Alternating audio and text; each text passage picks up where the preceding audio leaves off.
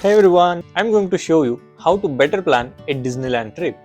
Disneyland is always an exciting place, and to avoid any unwanted surprises, I will show you how to plan the trip. Let's get started. Before planning a trip to Disneyland, here are the 10 points that we need to focus on. First one is your travel dates.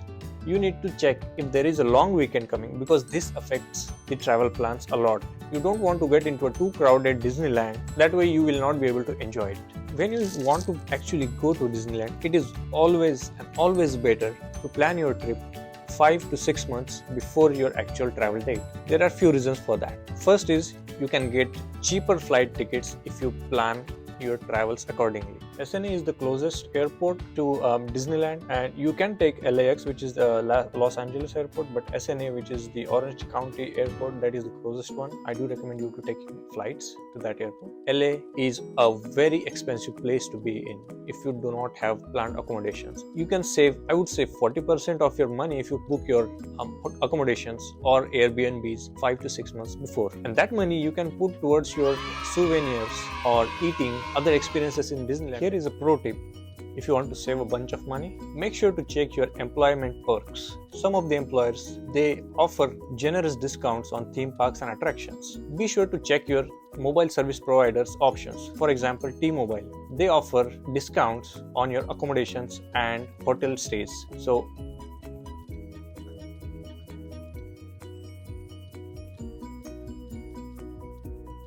there are two ways to book tickets to Disneyland, California. First one is through their official website, disneyland.disney.go.com. Second way is going through your employment benefits. Lot of employers, they offer decent discounts on theme parks and attractions. You can easily save $30 to $40 per person per ticket. Don't forget to check that out. I'm going to take advantage of the employment benefits. Now I'm planning for a 3-day tour to Disneyland, so I will go with the 3-day ticket. You can select according to your choice and your length of stay. For example, 2 days, 3 days, 5 days tickets, etc. My just opinion is that park hopper ticket is only useful if you want to jump around the two parks, but as for me, it is not worth the extra $60 per person. It is interesting to know that there are two parks in Disneyland, California.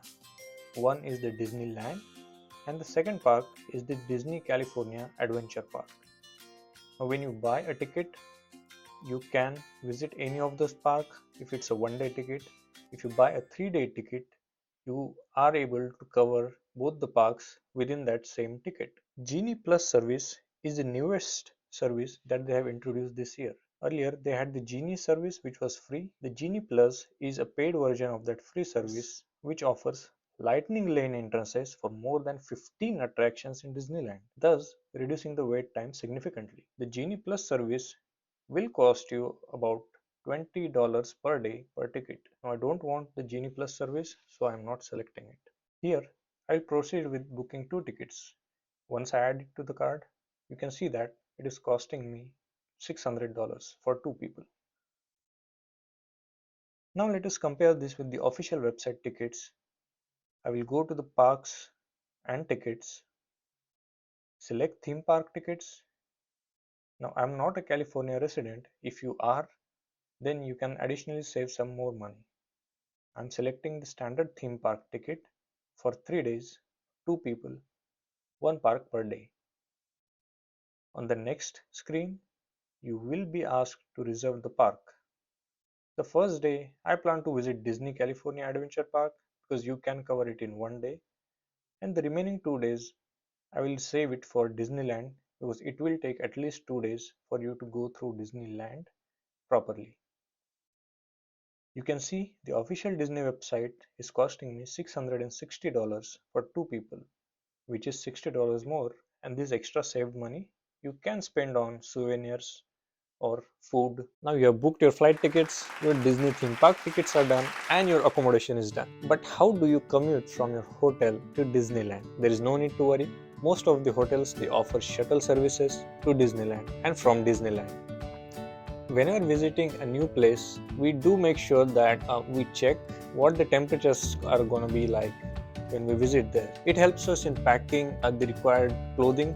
If it is going to be too cold, we can bring up a couple of jackets. If it's going to be very warm, you can skip over the jackets and just take the normal lightweight clothing. So the temperatures in California usually go from January with 50 degrees low. So according to me, the best times to visit Disneyland are going to be these 4 months: January, February, towards the end of August, and the month of September. And let me give you the reasons for that. California is usually a very warm place. So if you plan on going through, say, March through July, it is going to be very, very warm. And Disneyland, you need to walk a lot. So in the heat, it is not a good idea to go, but people do prefer to go there. But if you are planning well in advance, I would suggest try to go through the months of January or February, where it is slightly cooler, or towards August or September, where it's not too warm and the vacations are yet to start, so you will not see as much crowd during those months. If you plan to go towards, say, November or December, those are usually the crowdest months, and some of the parks, they also might be closed towards the vacation season. We are going to bring you the Disneyland experience very soon, so stay tuned for that. If you liked this video, hit the like button, kill the subscribe button, and in the comment section, let us know what you would like to know more about Disneyland. Thank you.